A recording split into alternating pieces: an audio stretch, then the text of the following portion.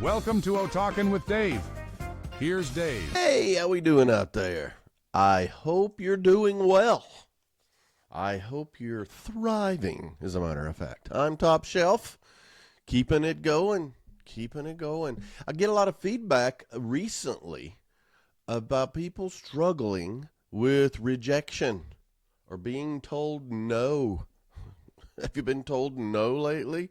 This almost is a good follow-up to my, toughen up buttercup. How we take and respond to no or rejection tells us a lot about ourselves. I know as a kid, my goodness, I grew up with no. Grew up with it. I know my parents, I guess they, by today's standards, would definitely be considered strict. We had a lot of rules. I mean, you do your work before you play. You got chores. Everybody has responsibilities. Certain words you don't say. Things you don't do. Got to know a lot when I wanted the fun cereal. I'll tell you that. You know, how you go through and you pick out, okay, what's got the toy? Or what, the commercials you see. No fun cereals, really. Although when my sisters got out of the house, I was older, but we had the rules. They were a little laxer. Laxer, is that a word? And two, by the time I was the third, two older sisters, by the time they got to me, I mean, they were worn down quite a bit. But still a lot of no's, a lot of curfews. The creature comforts had everything I needed, but the creature comforts I'd buy myself, with my yard cutting money. Still got a lot of no's. And they're necessary. I looked up the effects of no because some people, it carries on far past childhood. I mean, it's almost like a no or rejection. It's almost like an assassination attempt, or they take it very personal where others don't. So I looked up a couple of things about the no, and the part of the brain that registers physical pain, that's the same one that processes rejection. So it can almost feel physically painful to get a no. And psychologically, I know, you count on something, you really want something. It could be everything from a toy as a kid to, I don't know, a girlfriend as a teenager. You get older, be able to ask somebody to marry you. Usually that's a yes. That'd be a tough no. A useful one, though, and we'll talk more about that. Then older, I'm in sales, man. No's. I get a steady diet of no's. Okay. And then you hope over time you get your share of yeses.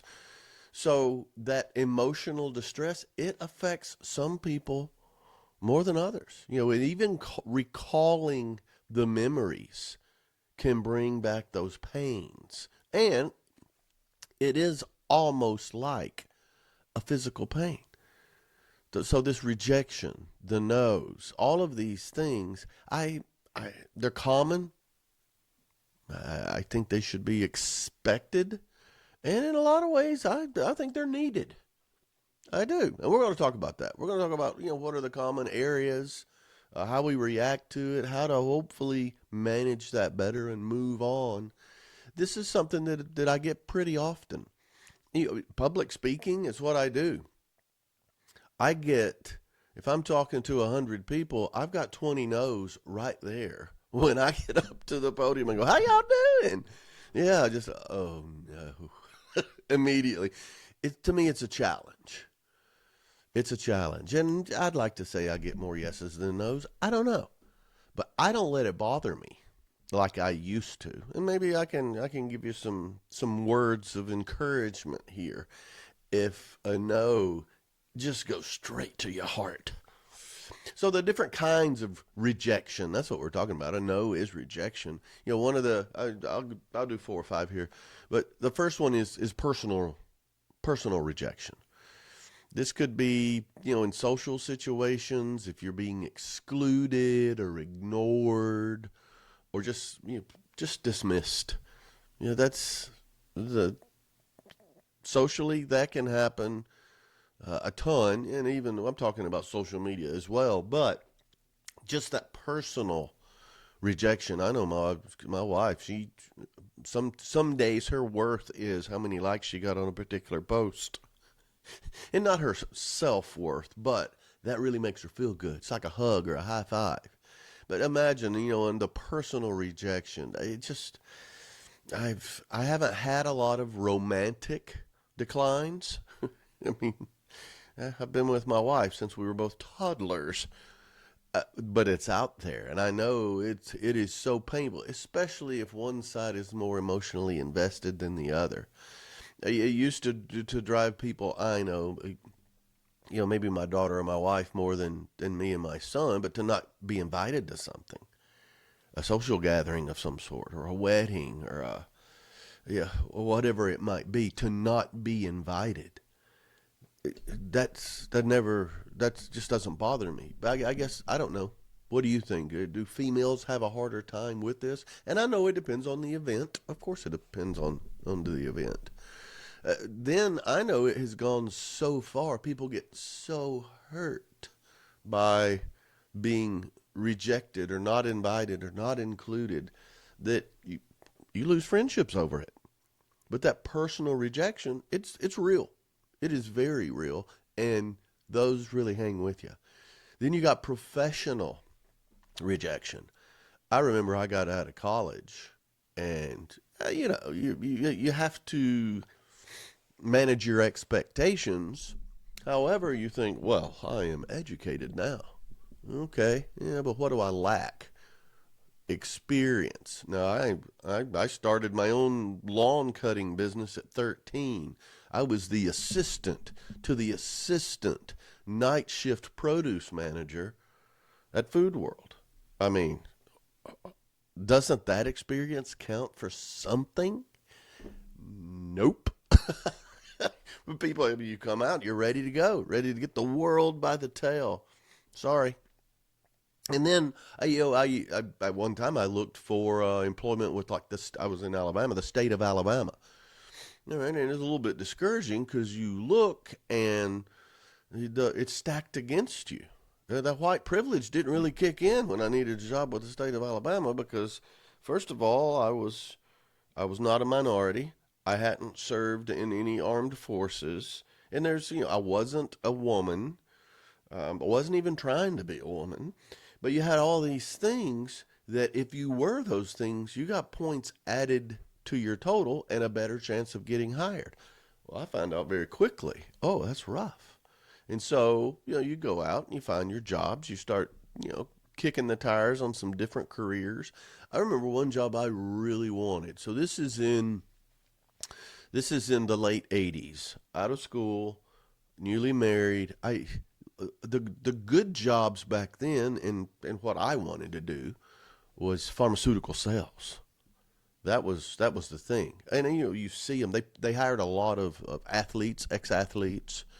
But I would see these people. My father-in-law had a pharmacy, and I had a ton of friends I played tennis with who were dentists or pharmacists or doctors, and so I knew the community.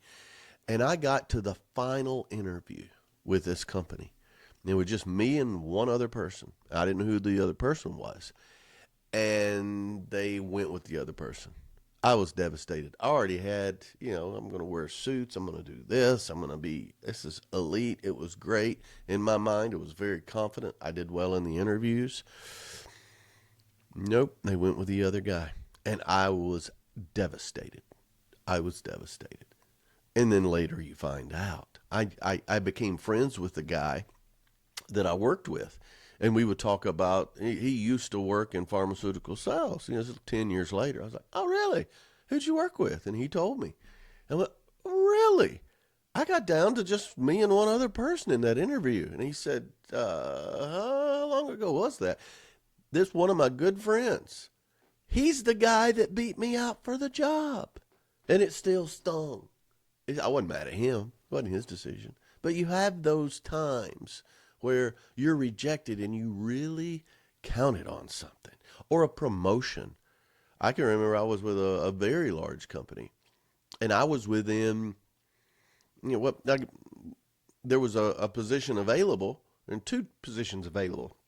And so I went for a different position because my friend went for one closer to home, and he couldn't take the other position because he was dating someone that worked there.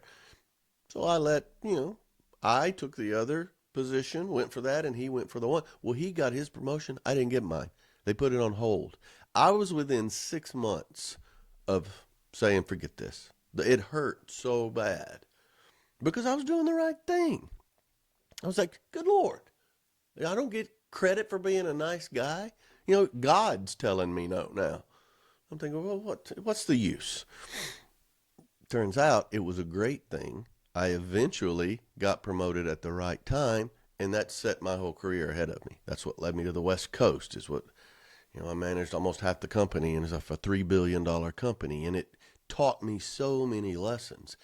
Still hurt. The professional rejection. That hurt. And as a guy, a lot of our self-worth is around work. That's what we do. That's what we talk about. Guys get together, talk about sports, work, maybe a couple of things we shouldn't say here, but you know what they are. And so that's why I think the professional one hurts guys a little more than gals. Can I say gals without people getting offended? I know who's going to be offended. One of them is Ronnie from Western Kentucky. She gets so mad at me. She'll get over it. Yeah, I'll get an email. So you got the personal rejection, the professional rejection, and then this one is especially tough, and I know a lot of friends with that whole creative rejection. And it can be anything from school or higher education or thesis, or if you have if you're working on something that you have to put together a paper, or maybe even research, or whatever the case would be. The creative side, the artistic side of people. I know people who have tried to make it in the music business for a long time. Let me tell you something. Next to a salesperson, we're all in sales, by the way, to be shot down, the creative side, people trying to make it in the music business pay their dues, or they're just selected. And that hurts so bad to see somebody putting their heart and soul into it and can't catch a break, and someone else with lesser talent or lesser creative skills, because they fit the image they want, they just get lifted up. That is the kind of rejection I can see being devastated. I've always managed my expectations around the creative side. So the music industry, I play in cover bands. I played in some original music, and I absolutely loved it. To have your heart and soul just shot down is not good enough, or not the right time. And many times the difference in yes or no there is whether you stay in pursuit of those dreams, because it's not free. It is not free. So the creative or academic rejection. And then the social group rejection. This is a little different than what I meant earlier as far as personal. That social group rejection would be like to not be a part of a group or a community. Like it's more than just a one-on-one thing. It'd be like a sorority, or just a group of friends, or a club, or could be, part of a foursome on a golf team to play every Saturday with these guys. I'd like to get in with those guys. Or I remember when I was younger, for the older guys to call me down to play basketball with the adults rather than with the young guys. That's there's a lot involved in that, and I guess a lot of this could apply to social media as well, as far as that social group rejection. And where this turns bad is sometimes it's bullying. Yeah, they decide who is and who's not, and you're not good enough. Sometimes it's not bullying. You just got told no. Toughen up, buttercup. You just got told no. It's just, it's tough. I know when we moved to Chattanooga, most of the people that we associated with were from there. And they're very cliquey. I don't think they would mind me saying this. Then we had some friends that had moved there and gotten in with a group, and they knew us, And so just by our relationship, we're part of a different group. And we found out we didn't really want to be a part of that other group anyway. So it usually works out. We'll talk more about that. And then the final, and romantic rejection. I'll tell you, and I'll just be full disclosure. We're friends, right? We're close. We're a close-knit group here. The only person that's ever broken my heart is my wife. Oh, I remember a couple of them. We dated for 5 or 6 years. We'll say 6 years. And, we broke up a couple of times. Yeah. Oh, I was heartbroken. Of course, I didn't act like it. And I jumped right back on that horse. We never broke up for more than 2 or 3 months. And then, of course, we were just on a break. And then we got back together. Other than those two, there's other disappointments and things, but romantically, I am so lucky. I've been with my wife. We've been married 37 years. So I don't have that, but I've been around people who have. And I honestly don't know how some of them can get over it. I know a lot of people have been married 25, 30 years and just split up. And I don't know. To be cheated on, I don't think I can handle that. There's a couple of times, and I told me and my wife kid about this, but jealousy, I'm a horrible jealous person. Oh, it consumes me. If I think I've got something to be jealous about, especially with her, it would consume me when we were dating, and I was not at my best. To be jealous of the things that people have or something like that, I don't know. But as far as romantic rejection, I don't know how I would handle that. I'm telling you, if it's not mutual, I mean, you decide to go separate ways. I get it. I don't consider being rejected on a dating app romantic rejection. I guess it could be, though. I guess you could consider that. But going through a breakup or a divorce, that's to me, that would be the rejection. It would probably be the end of me. And thankfully, I don't think it's going to happen. Those different kinds of rejection, our brain handles it just like pain. So, and professional, just to go back to that too, that would be, a lot of people don't survive in sales because they can't handle the rejection. They can't handle no. Let me tell you something. I ain't afraid of no. My friends who are close to my age and still single or newly single or whatever, going out there and asking, I see it all the time when we're playing, people asking other people to dance. It might not be a romantic thing. They just want to dance, want a dance partner, but they risk no.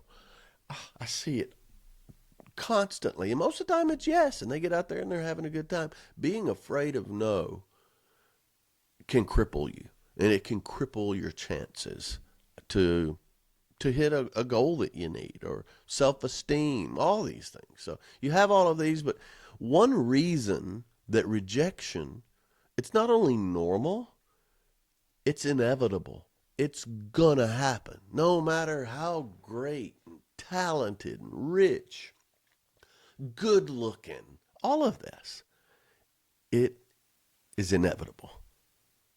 And so a few reasons why. And if you think about it, I think you'll agree. There are just differences in people, in their preferences or their perspective, where they are in their life, their world view, all of this stuff. And when you have that, you're going to have difference of ideas, and people will reject your idea at some point.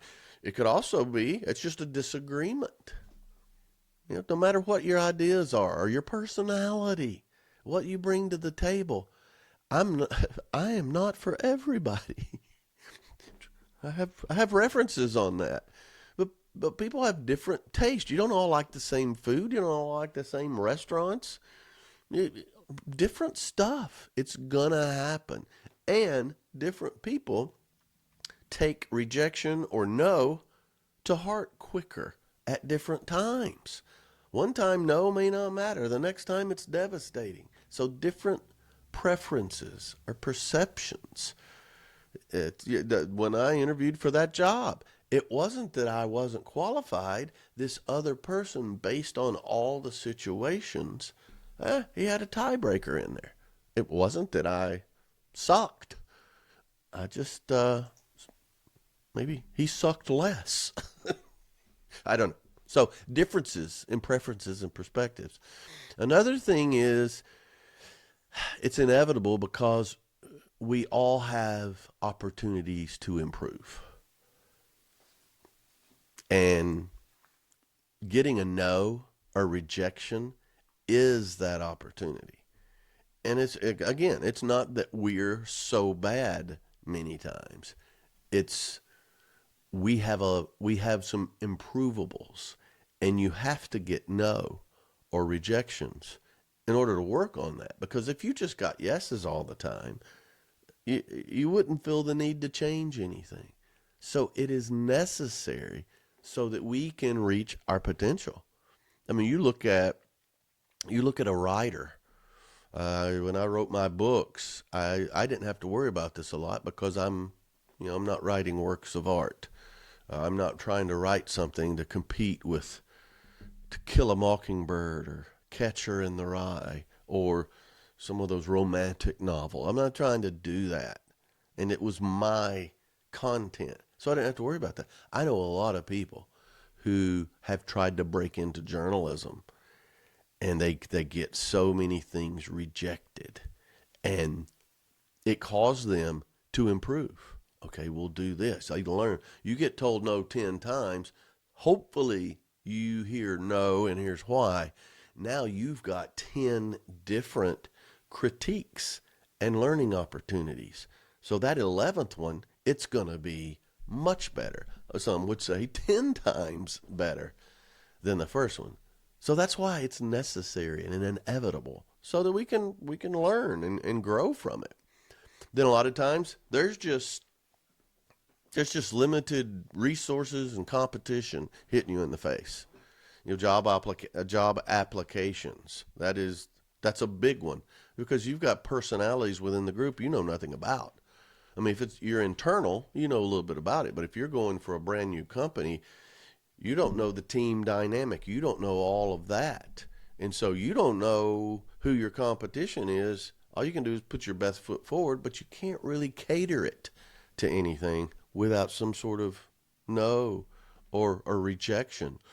I know tennis-wise, when I played tennis in college, I knew our people. I knew their strengths and weaknesses.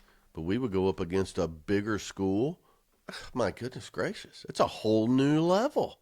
I got rejected really quickly by the score many times just because the competition was so much greater. And I had, honestly, we had limited resources at my schools as far as, the training and the different facilities that we had compared to the big schools. So it was inevitable that I was going to have a learning curve there. So that's very important. Excuse me. It's a real show. Timing. I can't tell you the number of times I either was rejected or told no because it was just maybe the right thing, just the wrong time in my life. Later, 20 years after I got rejected for that first pharmaceutical job that I wanted, it was down to 2 people. The job came open again. And I'm thinking, oh, wow, this will be a slam dunk. Now I got tons of experience. I worked for a pharmaceutical company now. I've started my own businesses. I got more experience or whatever. But I didn't want it because I found out the job had changed. I had several people in pharmaceutical sales who just overnight they decided, nope, we're going to cut back on 50% of the workforce. It wasn't the job it was before. I probably could have gotten that job. The pay was the same. 20 years later, salary was the same. The territory was a fourth of the size. And so it was a different job. The timing was different. And oh, by the way, the guy they hired for me, as I said, instead of me, he was doing something else within 10 years afterwards. So the timing wasn't right. There's a silver lining in timing, though. I believe in perfect timing. Things happen for a reason. There's a reason you don't get certain things at certain times. There's also you learn from it. And so timing is crucial. Your business pitch, you're doing a presentation. There's a lot to be said for what time of day. You give that presentation at 9 in the morning. It's gold. You're the last one at 4:30 in the afternoon. They're tired. They may have lost interest. They may have already heard one and made up their mind. And so because yours is later, that could be the killer. That's why I don't do O-Talks in the afternoon anymore, by the way. I do them in the mornings. But timing is crucial. How quickly you respond, how slowly you respond, your cadence, all of that is so important. And then I just believe the reason it's inevitable and necessary, it's just part of being a human. No, rejection, it happens to everybody. That's something we can all share. If we were in a group of 4 or 5 people right now, we could bring up a category about rejection, or when told, we would all have a story. We'd all have a story for every category because we've all experienced it. Even spoiled brats, even buttercups have been told no at some point. And if they haven't, they will. Most successful people are the ones who face it and then persevere, becoming resilient. And that's what I want to get to. You can talk about all these people who rejected. My goodness, how many times did Abraham Lincoln run for office before he got elected to anything, much less president? The Stephen King and J.K. Rowling, so many books rejected, became bestsellers. Thomas Edison, I think one of the things he said, no, I'm not, I don't know, something about, I don't know the best way, but I'm successful because I found 1,000 ways that won't work. So that was science telling him no, because he didn't get there. So let's talk about some reasons why rejection is not only necessary, it can lead to positive circumstances. And I'll try not to be too personal on this. It is so true, though. We talk about opportunities for growth. It makes you tougher. It makes you more resilient. It brings coaching. And if you, instead of just getting mad at the critique, listen to what the critique is saying. Oh, the toughest teachers I had in school were usually the best ones later on, and I appreciated them more. An easy A, it's an easy A. You didn't really earn it. That job rejection there. I knew what I needed. I knew what I needed to get what I thought I wanted. And when I didn't get that promotion when I wanted, the turning point when I decided I was going to leave, I don't leave this company. What's wrong with them? I was a spoiled brat, really, at the time, I guess you could say. And then I had a very good person tell me, you're never going to get that promotion until you're wildly successful in your current role. And he wasn't really talking to me. I was just around him when he said it. And I think he was talking to me. But I took it as just good advice. And I decided I'm just going to buckle down and do the best I can until something else comes along. Once I did that, something else came along, and it was great, and it was that promotion, and we've talked about that. But that critique, or what you learn and how you respond, it's so important for growth opportunities, so that it will always be there. You get told no 10 times, a yes is coming. You have to get so many no's before you get a yes. You ask enough girls to dance, somebody will. You ask enough girls out on a date, somebody's going to say yes. You play hard enough, your skills are going to get honed. You're going to make the team. It's true. It's necessary. Then another reason there's silver linings in no's is what you want might not be the best thing for you. How many people have taken this job, then something better comes along, but they just took this job. or they didn't know something better was there. You go back to timing. It's not right. Sometimes that rejection saves us from a path we're not supposed to be on anyway. And if you're not to get religious, but I said religious and but back to back. Somebody needs to listen to what I'm saying here. What's the song? Thank God for unanswered prayers. Yeah, because what you want is not necessarily what's best for you. You don't know what's coming. You don't know what's around the corner. You don't know who you're going to meet. And the timing, if you believe in the timing, you're a good person. Good things are going to happen. So you get turned down for one job. That leads you to finding a position that you're better suited for. You don't have the experience on this, and this. You do for something else. I remember I wanted to play college basketball so bad. So bad. This was before the 3-point shot. And that's all I had was a shot, really. And I really wasn't good enough. Let's just be blunt. The college basketball scout for our area, he knew me. I had some things that caught his eye. Wasn't good enough. He was also the tennis coach. And that opportunity to sit on a bench for a college basketball team, work hard and sit, and I wouldn't have played much, if at all. Instead, I got a full ride on a tennis scholarship because the exposure and going for something, the timing wasn't right for that. It was perfect for something else. Had no idea. So being turned down for something, yeah, it hurts. You have to be resilient in the fact of you can't just quit. So keep going, and we're going to get to more of that. So the resilience I'm talking about and that emotional strength, I've talked about how Mom said don't ever pray for patience or humility because the learning curve is it's tough. You're going to be have your patience tested, and you're going to be humbled. The same thing is around emotional strength.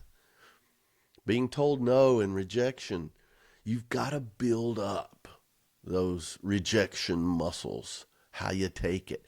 And there's only one way to do it, is deal with it. They're going to come. It builds mental toughness. Learning to manage disappointment, it builds resilience. And then you're going to handle things better. Other people are going to watch you handle these things better. And it is a skill set that probably as valuable as any out there. Athletes who have repeated setbacks, just around, whether it's injury. I see so many athletes, and you see them. I can think of several college football players who, they had so much promise, but they had these nagging injuries. And now I see them speaking.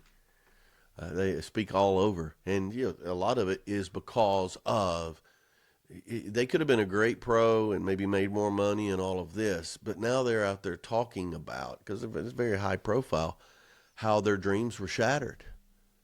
But they kept going. They were stronger emotionally than they were physically. And that resonates with people. People love to hear them talk because they're thinking, man, with all the setbacks, that could have been me. And I'm complaining about, whatever. So it builds that emotional strength. And I tell you what it also does. It gives you clarity. Maybe not in the moment, but as you reflect, and especially when you look back, it helps you understand what really matters here. What am I trying to accomplish? Looking big picture. And it helps you align your efforts toward the right goal. I wanted to be in pharmaceutical sales for the image. Yeah, that was it. Yeah, trust me. With my ego, that'd been the worst thing could have possibly happened to me.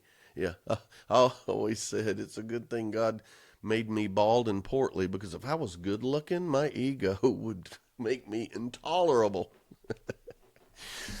So it helps with clarifying your goals and your motivations and your priorities. It's so important. And everybody can be told no or rejected. Everybody. And then also, it sparks change. You got to change something. You didn't get it. All right. Well, you're going to just give up? No. Need to do maybe some innovation. We got to change something. Don't just, if you go in and you get told no and you don't change something, well, then that's on you. So being told no and rejection, it helps get rid of complacency or apathy. I mean, quitting is not an option. We can't do that. If you were a quitter, I don't think you would still be listening to 35 minutes of this podcast. No, you're not going to quit. You're going to change. You're going to shuck and jive a little bit. You're going to listen to people. You're going to take their advice. You're going to be given it too. That's the beautiful thing about this. As you develop the skill to handle no and rejection, people are going to notice that and say, how do you do that? Then you're going to tell them, I haven't always been this way. Oh my goodness. And you tell them the story and then they can relate to that. And it helps other people. So rejection, it's going to happen. It's a stepping stone. It's a stepping stone. Look at it as that instead of just a roadblock or a slammed door in your face. Think about it as, I got to get through this to get to that. And after you reject it enough, you're going to be more sure of that. It's what I want. So that's it's inevitable and it's necessary. Let's talk about, how do I become more resilient, emotionally tough? That's the key. As we look at this, and it's what I get more than anything. People will see someone doing something, and they don't realize how long it took to get to that point. I mean, I was so painfully shy as a kid, I'd rather you kill me than make me stand in front of a group.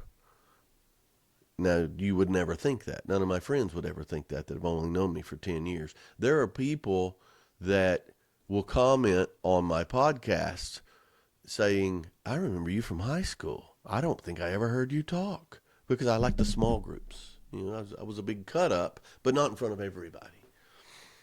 That changes. So people don't know that. They don't know the path. Not that I am especially talented. I'm just saying, sometimes your career finds you, and it will take all of those no's and all of that learning curve, and it will just rise.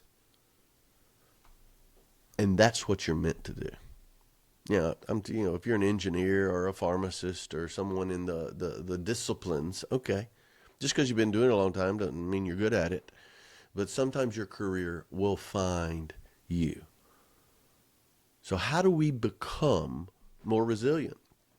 I think the first thing you need to do, and I believe it's one of the most, I guess it could be called a skill, but it's one of the most useful steps, is reframe the whole rejection. Reframe it. It's not failure. It's a stepping stone. It's part of a process. It's not an event. Success is not an event. Getting what you want, it's not like the lottery where you put it in and you just hope and hope and hope and I want. Please. You're going to be rejected a lot if that's what you want to do. Reframe it as, all right, I'm getting feedback. I'm not a failure. This was not good enough. In this situation, I'm not the choice. But I haven't failed. And if you can do that and take useful feedback, I even in romance, you ask somebody out on a date, well, no, I don't know. Is it your hair? Is it the way you talk? Are you inappropriate? Do you not have a nice car? Is your music blaring that they don't like, or you have a funny laugh, or I don't know, you had a booger in your nose when you ask them out? You need to know. And then you can correct those things or adjust those things. Or, I remember a good buddy of mine, he asked this girl out, and the first thing she asked is, "What kind of car do you drive?" Well, that was rejection, but it also, in his mind, was like, "Oh, thank goodness she said that. I, I do not want to go out with her now." So it was rejection, but it also got some useful information. So reframe this. It's not failure.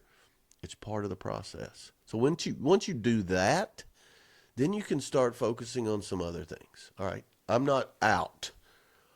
Let's get back in the ring and go another round.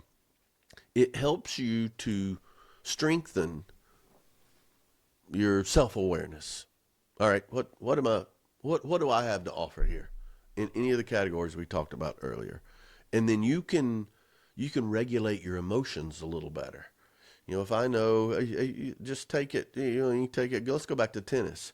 If I'm going against somebody, I need to know what I do really well and what I don't do well. And find ways to, when someone sees my weakness and tries to take advantage of it, how do I counter that? So that's in tennis. And as far as rejection, do the same thing emotionally. Here are my strengths. Here are my weaknesses. Do I focus on my strengths alone and make those so strong that my weaknesses are diminished? Or do I focus on those too? Yep. And there you do the whole list of pros and cons, and then you make that decision. But you're aware of what they are, and it helps you cope with whatever comes along. You expect rejection around certain areas. You don't expect it in others. And then you get to the whole competition and things like that. It helps with your coping strategies and mechanisms to where it's not so emotionally, you're not so devastated. And it happens in all the kinds of rejections we talked about. And then you got to set new goals. Sometimes it's, all right, I wanted this. Based on what I found out and based on my skill set, I think I'll redirect it and go for this. At one time, I had two different opportunities. One was in Florida and one was in California. And based on me and my wife, our likes and our goals and some of the things we wanted, Florida looked great. And then things happened to where that was not an option anymore. We still had California, and it ended up being the right choice. Because we managed our expectations, we got to redirect now. Okay, that's not, and it turns out it was absolutely the best thing for us, which usually is the case. We redirected not at what we're going to miss because we're not going here. Look at all we're going to get for going here. And so being that resilient and understanding that I didn't not get what I wanted, I got what we needed. And you find a way to move on, redirect, set new goals.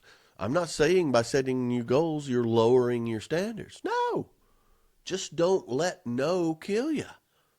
Don't let rejection defeat you. And then to go back to the resilience, another thing is you build resilience by understanding what's normal.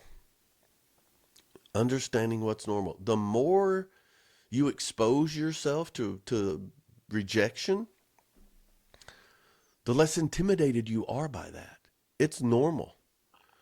It is totally normal.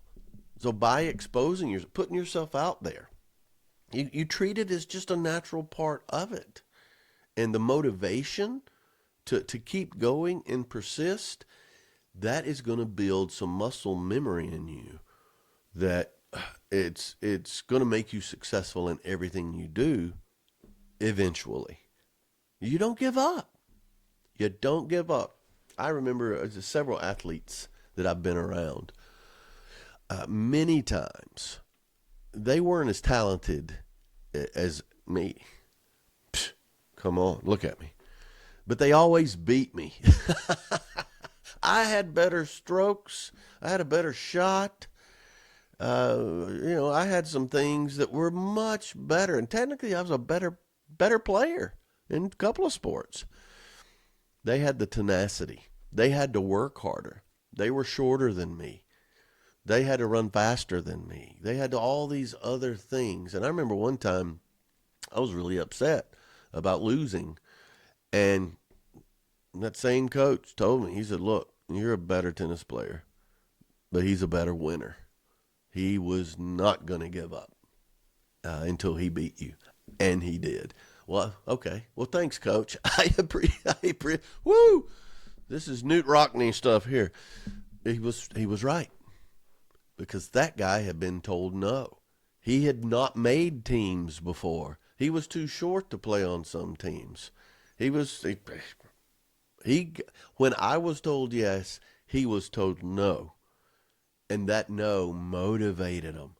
And then he normalized setbacks. This is part of it. He was used to it, and it didn't slow him down. I can't stress that enough. Emotionally, that is so important. Not to the point that you don't care or you don't hear it. It just doesn't define you or slow you down. That's the difference in success or failure. That's also the difference in happiness or misery. I believe it. And then you also you've got such inner confidence when you're not afraid of rejection or defined by it or being told no. You've got such self-confidence, it cultivates that attitude in other people. It does. People will ask, how in the world do you do this? How in the world? Well, here's how. You work ethic. You get through it. You persist. And I can't say resilience enough. You got to be tough. You gotta get out there and skin your knees a little bit. So overcoming it, those are steps to deal with getting used to it. But it's still going to happen. It's still going to, and it's still going to hurt. I mean, you look at in sports, you look at these people at the pinnacle of their career. I think it really hits too when it's time for some of them to retire. It's inevitable, and you just see the pain. And some of them, you got to be resilient to admit when it's over.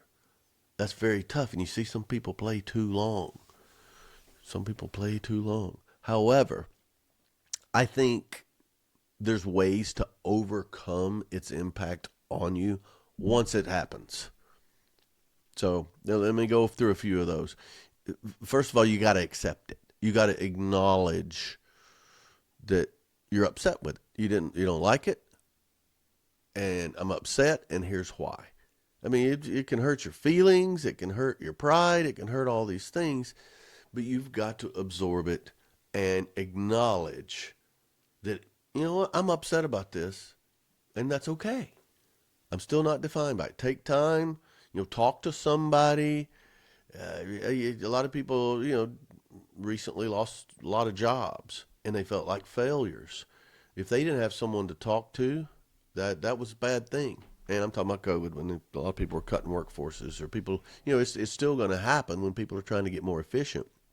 You feel like a failure. They picked me. They said I'm not good enough. They said I'm not welcome. Well, that's tough. You got to admit how you feel about it. And then the second thing is you got to keep the negative self-talk down. Negative self-talk, and I catch myself doing it sometimes. Realizing that, it's like, what in the world am I talking about? The glass is not half empty. The timing's going to be perfect. I'll get through this. Let's, pull up your bootstraps and let's go. If you think I'll never succeed, you're right. Or this is it. This is the end of me. At this time in my life, I can't believe this has happened. I'm doomed. Yeah, you're right. No, it's a setback. You're going to overcome it. I've faced challenges like this before, and I'm coming out, and I'm going to hit the next one with this knowledge. So many times. I look at things a lot different now. I mean, when I grew up, my dad worked at a plant for 36 years and retired. That's what you do. I tried to get a job there too, to work 36 years and retire. Oh no, that would have been horrible. So it doesn't define you. And you can't succumb to the negative self-talk. The experience that you're getting. Every experience, it empowers you. It doesn't define you, and you learn from it. I'll talk to people. People will ask questions. People will do different things, but whether I'm in a consultant role or a manager role or a project manager or anything like this, someone told me one time, the more you know, the more you'll use. And it's so true, because something will happen and I will respond, and that response may come from a chance encounter I had with someone in an elevator 30 years ago. Because I believe everything in our life happens, and it's just we know everything that we need to know. It's just a matter of recall and application. So learning from those experiences, you learn a lot more from rejection or no than a yes. Because yes, okay, that's the end of it. Now you just proceed. No or rejection, now you got some work to do. Now you got something you can focus on. Then another thing with rejection, you got to shift the focus on not what just happened. You've acknowledged that. You've grabbed the experience. It's just a setback. No negative self-talk. All right, now let me focus on what I can control. I had improvables. All right, do I want to improve those? My weaknesses, do I focus on that? Or I just bowl them over with my positives? You've got to decide on what you can control. If you didn't get accepted by a group, or get into a college you wanted, or I don't know, the strongest candidate for a job, all of these things where you could be rejected. All right, well, let's find the next opportunity. What is it? What is available out there? What can I do? Not things that you can't control, which is kind of like the self-talk, only there's action to this. Keeping negative self-talk away, that is the action. What am I going to do next? What's my next goal? And what can I control about this? That is a positive step forward. And then the last thing, surround yourself with positive people. Please. And if you don't have any positive people around you, we got to help you find some. I mean, there's people with like-minded people with certain interests. But if you think right now about, let's just say 4 of your closest friends, if something happened to you that was negative, who would be the first to call you? Who would be the first to pat you on the back? Who would be the first one that you would call? Are any of those 4, and it could be 10, but any of those 4, are they a negative person? Are they gonna wallow in your defeat with you, or maybe even take a little yeah, it happened to me too, and they want to talk about how bad their defeat was or their rejection? Stay away from these people, especially when you're struggling with no or rejection. And that is why in all situations that we're talking about, in many of the podcasts, surround yourself with positive people. No and rejection is going to happen. There's no if to it. And then when you have those people that you can count on and talk to, cry on their shoulder, all of that stuff, it makes it easier. And then you're going to go through it, and then they're going to need your shoulder as well. It's going to happen. It's the human condition. So I hope this happens. I'll hit those last 5 again. Acknowledge the no and the rejection. Understand that. Understand how you feel about that. Get rid of that negative self-talk. Learn from the experience. Okay, what did I learn from this? What do I need to change? What do I need to do differently? Then focus on what you can control, and then surround yourself with positive people. If you're negative, all right, well, some people can't just change that, like flipping on a light switch. But when you surround yourself with positive people, that helps you. So please do that. I hope this helps. I hope you don't get a no or get rejected today. Chances are pretty good that somewhere you will, but it's going to happen coming up, and hopefully you can deal with this. A lot of people have talked to me about this, and they say that this affects their demeanor, this affects their self-worth and a lot of things, and they've always had trouble with it. Don't blame it on, it's not hereditary. You had some bad examples. It's not hereditary. You can get through this. Thanks so much for the support. Reach out to me at david@otalks.com or dave@otalks.com. Instagram, Twitter, all of those, TikToks, all of the, all that is, we're there. I saw I'm on 22 different platforms, 13 countries, goodness, 200 or 300 cities all over the world. Can you believe that? But I appreciate the support more than you know. But most of all, I appreciate you. Talking with Dave. Giddy up.